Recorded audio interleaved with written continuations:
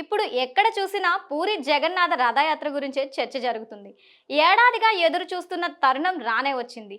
బలభద్రుడు, సులభద్రులతో కలిసి జగన్నాథుడు ఆలయం నుంచి తన మేనత్త గుడించా దేవాలయానికి వెళ్లే ఈ జగన్నాథ రథయాత్ర శుక్రవారం జూన్ 27వ తేదీన జరుగుతుంది. ఈ నేపథ్యంలోనే పూరి జగన్నాథుడిని రథయాత్ర కోసం యావత్ భారతదేశం ఎంతో ఎదురు చూస్తోంది. అయితే ఈ గోవర్ధన పూజ రోజున కృష్ణుడికి 56 రకాల ప్రత్యేక నైవేద్యాలు సమర్పిస్తారు. దీని వెనుక ఒక చారిత్రాత్మక కథ ఉంది. యశోదమ్మ తన బిడ్డ శ్రీకృష్ణుడి కోసం నిత్యం 8 రకాల ప్రత్యేక వంటకాలు సిద్ధం చేసి పెట్టేవారు.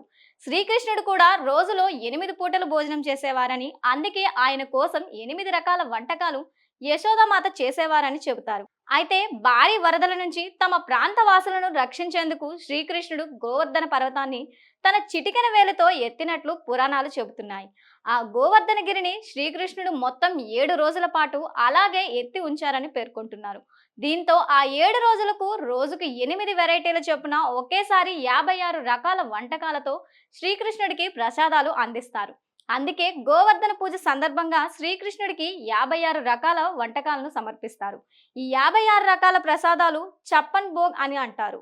అందుకే ఇప్పటికీ బాంకే బీహార్కి 56 భోగ్ను సమర్పిస్తారు. ఇక ఈ 56 రకాల వెరైటీలకు సంబంధించి మరొక కథ కూడా ఉంది.